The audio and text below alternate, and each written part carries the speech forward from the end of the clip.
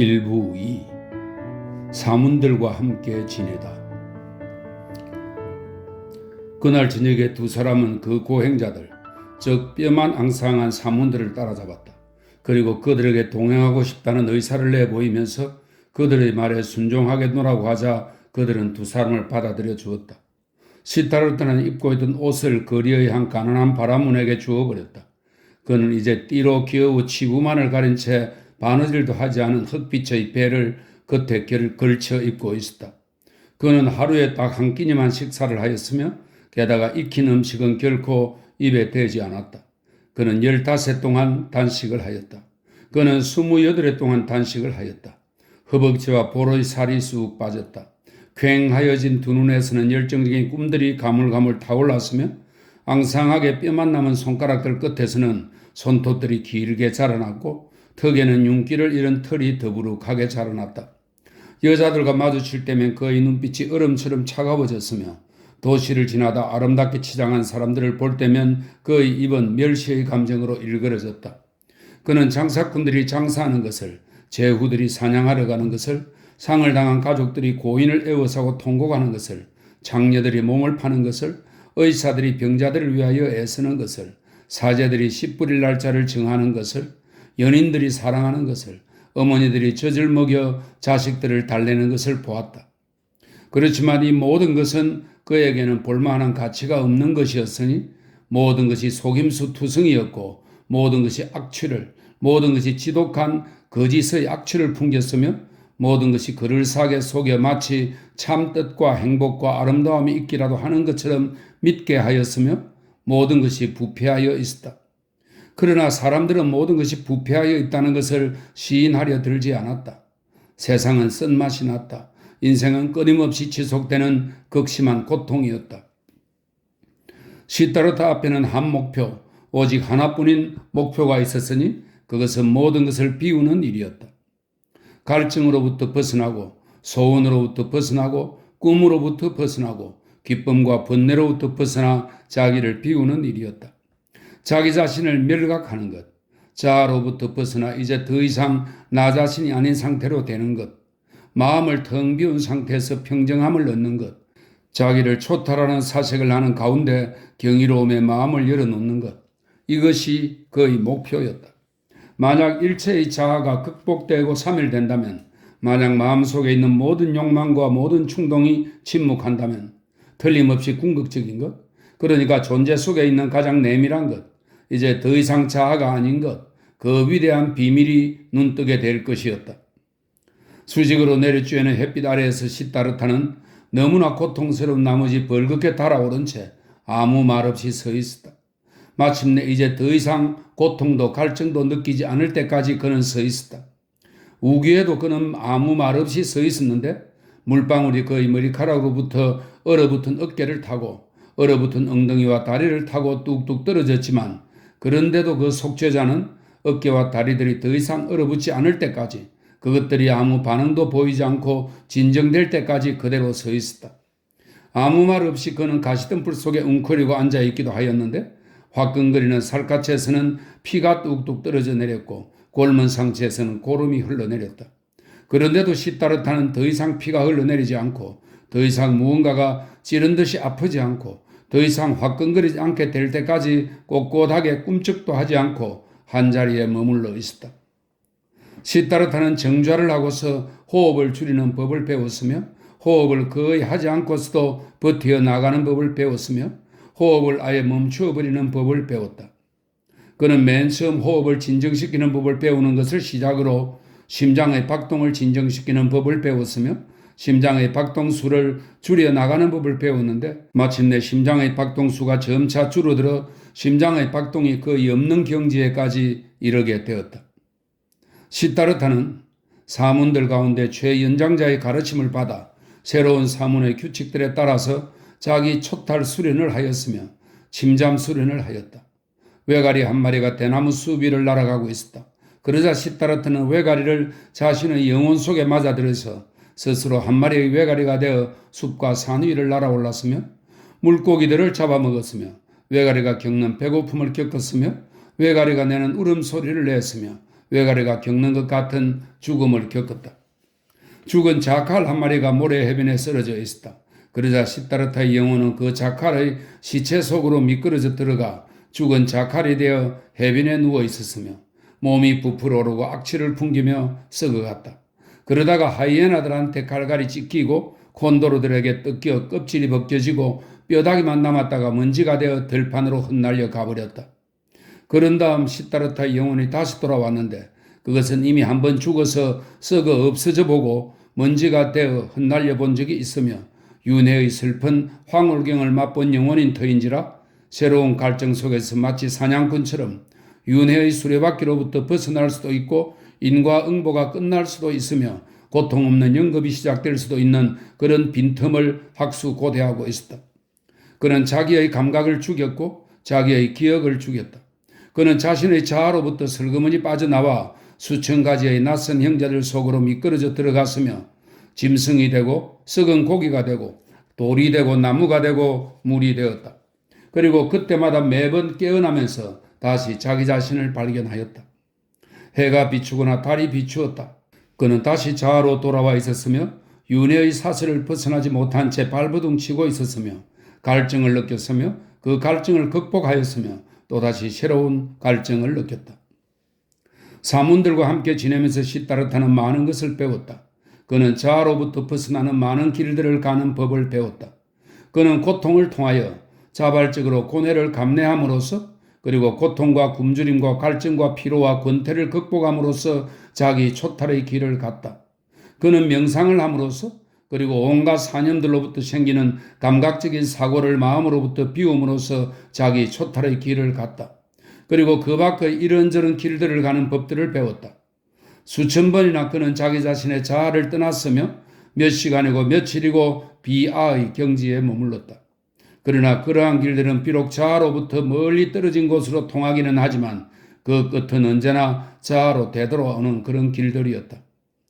시다르타는 수천 번씩이나 자아로부터 도망쳐 나와서 무의 세계 속에 잠시 머물러 보기도 하고 짐승 속에 또는 돌 속에 잠시 머물러 보기도 하였지만 자아로 되돌아오는 것은 도저히 피할 도리가 없었으며 시간의 속박으로부터 도무지 빠져나올 수가 없었으니 그도 그럴 것이 그는 햇빛 속에서도 달빛 속에서도 그늘 속에서도 또는 빛 속에서도 또다시 자기 자신을 발견하였고 또다시 자아가 시다르타가 되어 있었으며 또다시 고통스러운 윤회의 업보를 느꼈기 때문이다.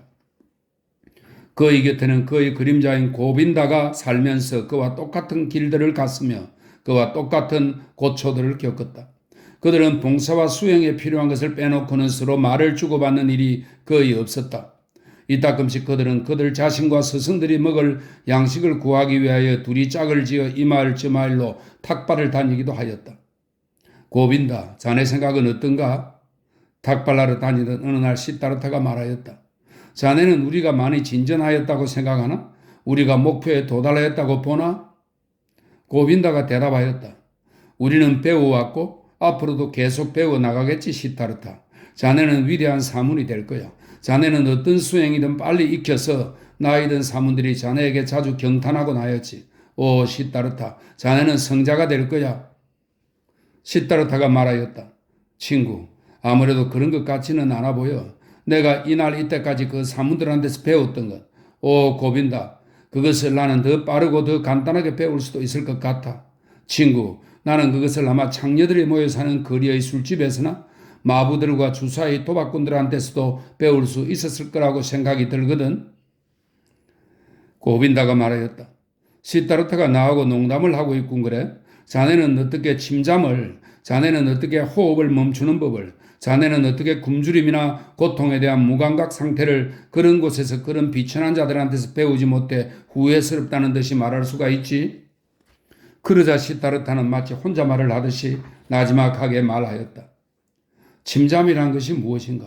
육체를 떠난다는 것은 무엇인가? 단식이란 것은 무엇인가? 호흡을 멈춘다는 건 무엇인가? 그것은 자아로부터 도망치는 것이며 그것은 자아 상태의 고통으로부터 잠시 동안 빠져나오는 것이며 그것은 인생의 고통과 무의미함을 잠시 동안 마비시키는 것이야. 이러한 도망, 이러한 잠시 동안의 마비는 소몰이꾼도 여인숙에서 쌀 막걸리 몇 사발이나 잘 발효한 야자유를 마시고 취하면 겪는 일이네. 그런 사람도 취하면 자기 자신의 자아를 더 이상 느끼지 않게 되며 인생의 고통을 더 이상 느끼지 않게 되며 결국 잠시 마비 상태를 겪게 되네. 그 사람은 쌀 막걸리 사발 위에 골아떨어진 상태로 시타르타와 고빈다가 기나긴 수행 과정을 거친 후에야 자신들의 육신으로부터 빠져나올 경우 도달하게 되는 경지, 그러니까 비하의 상태에 잠시 머무르는 경지와 똑같은 그런 경지에 도달해 있다는 이야기야. 고빈다, 그게 그렇다고. 고빈다가 말하였다. 자네는 그렇게 말하고 있네만 친구, 시타르타는 소몰이꾼이 아니고 사무는 주정뱅이가 아니라는 것을 자네는 잘 알고 있어. 어쩌면 주정뱅이가 마비 상태를 체험할 수도 있고 잠시 동안의 도피와 휴식을 얻을지도 모르겠지만, 그러나 그가 혼미한 상태에서 깨어나면 모든 것은 예전과 하나도 달라진 게 없지. 그는 예전보다 더 현명하게 된 것도 아니고 인식을 축적한 것도 아니며 몇 단계 더 높게 올라선 것도 아니지. 그러자 시타르타는 미소를 지으며 말하였다. 나는 한 번도 술을 입에 대어 본 적이 없어 그것은 잘 모르겠어. 하지만 이 시타르타도 여러 가지 수행을 하는 도중에 그리고 침잠 상태에서 다만 잠시 동안 마비 상태를 체험하였을 뿐 마치 자궁 속에 있는 어린아이처럼 지혜로부터 해탈로부터 멀리 떨어져 있고는 마찬가지라는 사실을, 바로 그 사실을 나는 알고 있어. 오 고빈다, 그 사실을 나는 알고 있다는 말이야. 그리고 언젠가 또 한 번 이 마을 저 마을을 다니면서 동료들과 스승들이 먹을 양식을 구걸하기 위하여 시타르타가 고빈다와 함께 그 숲을 떠났을 때 시타르타가 이야기를 꺼냈다. 그런데 말이야 고빈다, 우리가 올바른 길을 걷고는 있는 것일까? 우리가 도대체 인식에 접근하고는 있는 것일까? 우리가 도대체 해탈의 경지에 접근하고는 있는 것일까? 아니면 우리가, 그러니까 윤회로부터 벗어나는 것을 상상하였던 우리가 혹시 윤회의 수레바퀴를 벗어나지 못한 채 그 안에서 맴돌고 있는 것은 아닐까? 고빈다가 말하였다. 우리는 많은 것을 배웠어 시타르타. 그리고 아직도 배울 것이 많이 있네. 우리는 쳇바퀴처럼 맴돌고 있는 것이 아니고 우리는 위를 향하여 올라가고 있는 거야. 그 바퀴는 둥근 원이 아니라 나선형이고 우리는 이미 많은 단계들을 거쳐온 거야. 시타르타가 대꾸하였다. 그런데 자네는 존경하는 스승, 그러니까 최연장자이신 사문이 어느 정도 나이 드셨다고 생각하지? 고빈다가 말하였다. 아마 예수는 되셨을 거야. 그러자 시타르타가 말하였다. 그분은 예수님이나 되었지만 아직 열반에 이르지는 못하셨어.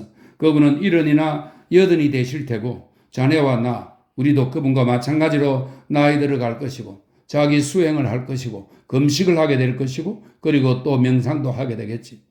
그러나 우리는 열반에 이르지는 못할 거야. 스승도 우리도 열반에 이르지는 못할 거란 말이야. 고빈다, 나는 이 세상에 있는 모든 사문들 중 아마 어느 누구도 어느 한 사람도 열반에 이르지는 못할 거라고 생각하네. 우리는 여러 가지 위안을 얻기도 하고 마비 상태를 체험하기도 하고 스스로를 속이는 교묘한 재주를 배우기도 하지.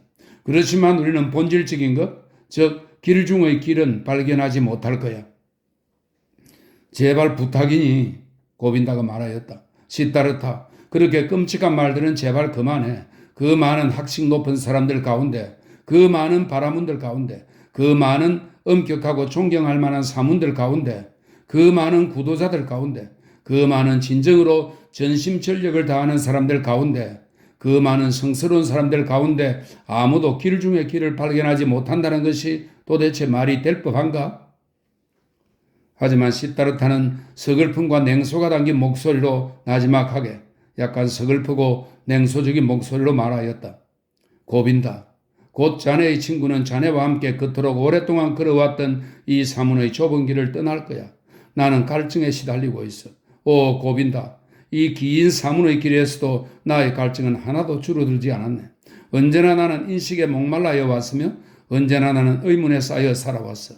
나는 바라문들에게 물어봤어. 해마다 말이야. 그리고 성스러운 경전인 베다에 해마다 물어봤으며 그리고 또 경건한 사문들에게 해마다 물어봤었어. 아마도 고빈다, 만약 내가 서조나 침팬지한테 물어보았더라도 지금 이 정도로는 만족해 있을 것이고 지금 이 정도로는 영리해 있을 것이며 지금 이 정도로는 유익하였을 거야. 고빈다, 나는 인간은 아무것도 배울 수 없다는 사실을 알기 위하여 오랜 시간 노력하였지만 아마도 그 일을 마무리 짓지 못하고 있어. 우리가 배움이라고 부르는 것은 사실상 존재하지 않는다고 생각해. 오 친구, 존재하는 것은 오로지 암뿐이며 그것은 도처에 있고 그것은 아트만이고 그것은 나의 내면과 자네의 내면 그리고 모든 존재의 내면에 있는 것이지. 그래서 난 이렇게 믿기 시작하였네. 알려고 하는 의지와 배움보다 더 사악한 알의 적은 없다고 말이야. 그러자 고빈다는 길에 멈추어 서서 두 손을 들어올리며 말하였다. 이봐 시타르타, 제발 부탁이니 그런 말로 자네 친구를 불안하게 만들지 말아줘. 진실로 자네가 한 말들은 내 마음을 불안하게 해. 한번 생각해 봐. 만약 자네가 말한 대로 배움이라는 것이 존재하지 않는다면 기도의 신성함은 어디에 남아있고 바라문계급의 존엄성은 어디에 남아있으며 사문들의 신성함은 어디에 남아있다는 건가? 그렇다면 오 시타르타, 지상에서 신성한 것, 가치가 있는 것, 존중할 만한 것은 무엇으로부터, 도대체 무엇으로부터 연유하는 거지? 그리고 고빈다는 시 한 구절, 우파니샤드에 나오는 시 한 구절을 웅얼거렸다. 명상하면서 순수한 마음으로 아트만 속으로 침잠하는 자, 그런 자의 마음에는 이루 형언할 수 없는 연락이 있도다. 그러나 시타르타는 아무 말도 하지 않았다. 그는 고빈다가 자기에게 한 말들을 생각하고 있었으며 그 말들의 의미를 궁극적인 데까지 생각하였다. 고개를 숙인 채 서서 그는 생각하였다. 그래, 우리에게 신성하게 보이는 모든 것 중에서 아직까지 남아있는 것은 무엇이란 말인가? 무엇이 남아있지? 무엇이 스스로가 진실함을 증명하고 있지? 그는 고개를 가로저었다. 이 두 젊은이가 사문들과 함께 생활하면서 수행을 한 지 어느덧 3년 정도 지났을 무렵이었다. 이런저런 직간접적인 여러 경로를 통해 그들에게 한 소식, 한 소문, 한 이야기가 들려왔다. 고타마라고 불리는 인물이 나타났는데 그 사람은 자신의 내면에서 세상의 번뇌를 극복하고 윤회의 수레바퀴를 정지시킨 세존, 부처라는 것이었다. 그는 소유물도 고향도 아내도 없이 고행자들이 입는 누런 적삼을 걸쳤지만 밝게 빛나는 이마에다 기쁨에 넘치는 복된 자의 모습으로 방방곡곡을 돌아다니면서 제자들의 애워싼 가운데 설법을 행한다는 것이었다. 그리고 바라문들과 제후들이 그 앞에 고개 숙이고 제자가 되려 한다는 것이었다.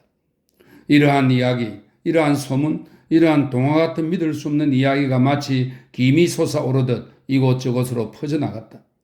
도시들에서는 바라문들이 그에 관한 이야기를 하였으며 숲속에서는 사문들이 그에 관한 이야기를 하였다. 그리하여 부처인 고타마의 이름을 이 두 젊은이는 귀가 따가울 정도로 거듭 반복하여 듣게 되었다. 고타마라는 이름을 좋게 말한 경우도 있었고 나쁘게 말한 경우도 있었으며 그 이름을 칭송하는 경우도 있었고 비방하는 경우도 있었다. 마치 한 나라의 패스트가 창궐하게 되면 말 한마디, 입김 한 번으로 역병에 걸린 사람 모두를 충분히 치유할 수 있는 능력을 지닌 인물, 어떤 현인, 어떤 도사가 그곳 어딘가에 있다는 소문이 일단 났다 하면 그 소문이 온 나라에 쫙 퍼져 누구나 그 이야기를 하게 되며 그 소문을 들으는 믿기도 하고 들으는 의심하기도 하지만 아무튼 많은 사람들이 자기를 도와줄 수 있는 그 현인을 찾아 곧장 길을 떠나는 것처럼 석가 종족의 현인이자 부처인 고타마에 관한 그 이야기가 김처럼 모락모락 온 나라에 쫙 퍼져나가게 되었다. 고타마를 믿는 신도들은 말하기를 그는 최고의 인식을 지니고 있으며 그는 자신의 전생을 기억하고 있으며 그는 열반에 도달하였으므로 이제 더 이상 윤회의 수레바퀴 속으로 되돌아가지 않을 것이며 여러 형상으로 나타나는 윤회의 슬픈 강물 속에 이제 다시는 빠지지 않을 거라고 하였다. 그가 수많은 훌륭한 일, 믿을 수 없는 일들을 하였다는 소문이 나돌았는데 기적을 행하였다거나 악마를 이겨냈다거나 신들과 이야기를 나누었다는 따위의 소문이었다. 하지만 그의 적들과 그를 믿지 않는 사람들은 고타마가 천박하고 속된 유혹자이며 사치스러운 나날을 보내며 제사를 경멸하며 학식이 없고 수행도 금욕도 모르는 자라고 말하였다. 부처에 관한 그 이야기는 달콤하게 들려왔으며 이러한 소문들에서는 마력의 향기가 풍겨왔다. 사실 세상은 병들어 있었으며 인생은 견디기 힘든 것이었는데 그런데 여기에서는 한 줄기 샘물이 솟아오르는 것 같고 위안을 가득 담은 복음의 외침이 부드럽게 고귀한 약속들과 함께 울리는 것 같았다. 부처에 관한 소문이 나돌았던 곳이면 어디에서나 인도의 전역에서 젊은이들은 그 소문에 귀 기울였으며 동경을 느꼈고 희망을 느꼈으며 도시나 시골 가릴 것 없이 브라만의 아들들은 세존 스카모니에 관한 소식을 가져오는 자라면 그가 순례자건 이방인이건 가리지 않고 반갑게 맞아들였다. 숲속의 사문들에게도 시타르타에게도 그리고 고빈다에게도 이 이야기가 마치 물방울처럼 띄엄띄엄 묵직한 희망의 물방울이나 의심의 물방울이 되어 서서히 들려왔다. 그렇지만 그들은 이에 관한 이야기를 거의 하지 않았는데 그것은 사문의 최연장자가 이 이야기에 우호적이지 않은 탓이었다. 사문의 최연장자는 소위 부처임을 자처하는 그자가 예전에는 금욕하는 고행자로서 숲속에서 살았으나 나중에 향락과 사치를 누리는 속세의 생활로 되돌아갔다는 소문을 듣고는 고타마를 보잘것없는 존재로 여겼던 것이다. 시타르타, 언젠가 하면은 고빈다가 자기 친구에게 이렇게 말하였다. 오늘 마을에 갔다 왔는데 한 바라문이 나를 자기 집에 초대하더군. 그 집안에는 마다가 왕국에서 온, 이 마다가 왕국은 고대 인도의 그 한 나라입니다. 마다가 왕국에서 온 바라문의 아들이 있었는데 그는 자기 두 눈을 직접 그 부처를 보았으며 그 부처가 설법하는 것도 들었다고 하는 거야. 사실 그때 난 가슴으로 숨쉬는 것이 고통스러웠어. 난 혼자서 나도 시타르타와 나 우리 두 사람도 도를 깨달은 그 완성자의 입에서 나오는 설법을 듣는다면 얼마나 좋을까 하는 생각을 해보았지. 이봐 친구 한번 말해봐. 그곳으로 가서 그 부처의 입에서 나오는 가르침을 들어보지 않으려나? 시타르타가 말하였다. 고빈다. 항상 나는 고빈다는 사문들 곁에 머무를 것이라고 생각해 왔으며 항상 나는 고빈다의 목표는 아마도 예수님이나 이른이 되어도 변함없이 사문을 명예롭게 해주는 제주들과 수련을 행하는 일일 거라고 믿어왔었네. 하지만 이제 보니 나는 고빈다를 너무나도 모르고 있었으며 그의 마음에 대해서 거의 아는 것이 없었군. 그러니까 가장 소중한 것이여. 이제 자네는 새로운 좁은 길로 접어들어 부처가 설법을 전하는 그곳으로 갈 작정이로군. 고빈다가 말하였다. 사람을 조롱하는 것이 자네 취미인 모양이군 시타르타. 실컷 놀려도 좋네. 하지만 자네의 마음속에도 그 설법을 듣고 싶은 그런 갈망, 그런 욕구가 일지 않았어? 그리고 자네도 언젠가 나한테 사문의 길을 오랫동안 걷지는 않을 거라고 말하지 않았어? 그러자 시타르타는 슬픔과 조롱의 그림자를 담고 있는 그 특유의 웃음소리를 내더니 이렇게 말하였다. 그래 고빈다. 자네 참 말 잘했네. 제대로 기억도 해냈고 말이야. 자네가 나한테서 들은 다른 말, 그러니까 내가 설법과 배움에 대하여 불신을 품고 있으며 실증이 나 있다고, 그리고 스승들이 우리한테 들려준 말들에 대한 믿음도 적다고 했던 말도 기억해낼 수 있으면 좋겠네. 아무튼 좋아. 이봐, 난 가르침을 들을 용의가 있네. 비록 내가 우리는 그 가르침 가운데 최고의 열매를 이미 맛보았노라고 믿고 있지만 말이야. 고빈다가 말하였다. 자네가 그럴 용의가 있다니 기뻐. 그러나 어떻게 그런 일이 가능할 수 있는지 말 좀 해봐. 아직 고타마의 설법을 듣기도 전인데 어떻게 우리가 그 설법의 최고 열매의 비밀을 환히 알 수 있다는 말인가? 시타르타가 말하였다. 고빈다. 우선 그 열매를 맛보자고. 그리고 그 다음 것은 계속 기다리면서 앞으로 맛보기로 해. 고타마가 우리를 사문들 무리에서 불러내고 있으니 우리는 벌써 그에게 언덕을 입고 있는 셈이지. 그가 우리에게 또 다른 좋은 것을 줄 수 있을지는 친구 조용한 마음으로 기다려 보기로 하세. 바로 그날 시타르타는 사물의 최연장자에게 자신이 떠나기로 하였음을 알렸다. 그는 최연장자에게 젊은 제자가 갖추어야 할 예의와 겸손한 태도를 다 갖추어서 자신의 결심을 알렸다. 그러나 그 사무는 두 젊은이가 자기 곁을 떠나야 한다는 사실에 대해 분통을 터뜨리며 큰 소리로 고함을 지르면서 입에 담지도 못할 험한 욕설을 해대었다. 고빈다는 깜짝 놀라 당황스러워하였지만 시타르타는 고빈다의 귀에다 입을 갖다 대고 나지막하게 속삭였다. 이제 내가 이 늙은이한테서 무언가 배운 것이 있다는 것을 보여주겠네.